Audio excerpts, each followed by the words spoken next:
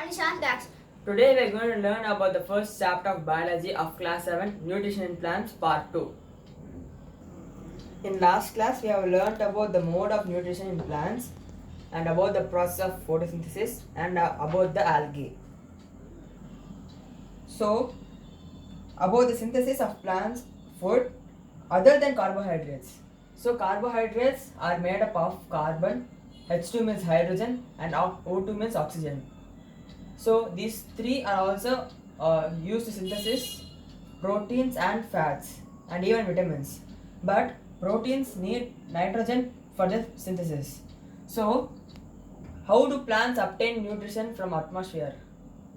So the soil contains some certain bacteria which traps the nitrogen from the atmosphere, and then the roots have root hair takes this nitrogen and synthesizes these proteins by transporting to the leaves.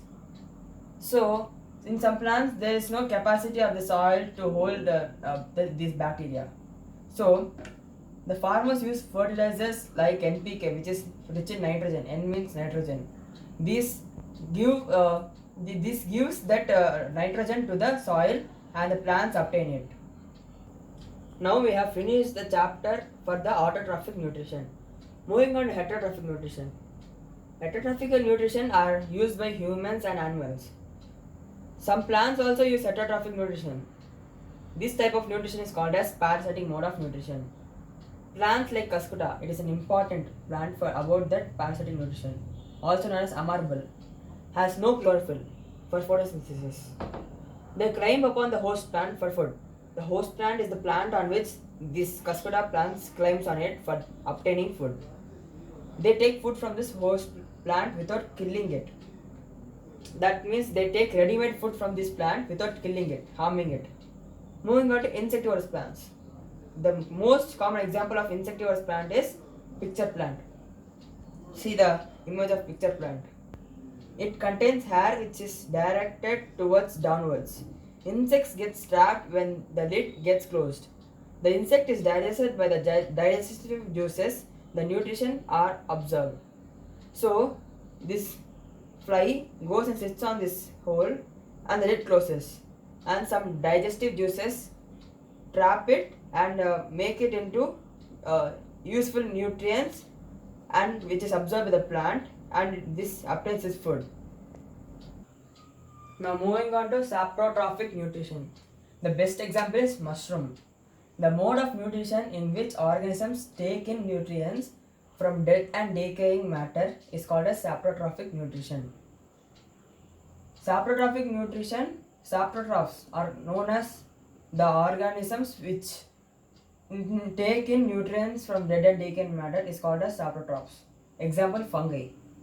So fungi grows on pickles, bread, cloth and leather. The fungal spores are generally found in air. When there is a wet or warm things, the fungus go and falls on that wet or warm thing and germinate and grow. This will spoil the food. So moving on to symbiotic relationship. Some organisms live together and share both shelter and nutrients. This is called a symbiotic relationship.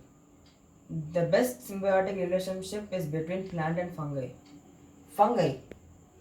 Fungi provides the plant with shelter and also absorption of nutrients.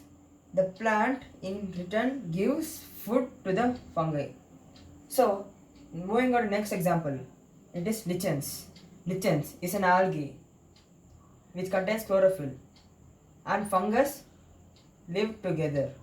So fungus provides shelter, water and minerals to the algae, and algae in return prepares and provides food to the fungus. So this is called a symbiotic relationship. Today we have learnt about the parasitic mode of nutrition, about the insectivorous plants, about the symbiotic relationship, and about the saprotrophic mode of nutrition. I hope you guys enjoyed this video. If you like this video, please like, share and don't forget to subscribe. Anishant Dax.